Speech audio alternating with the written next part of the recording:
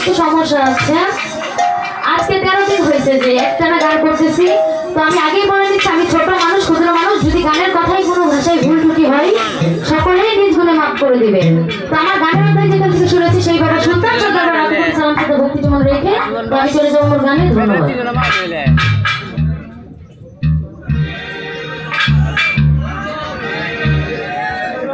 ভালো ভালো ভালো।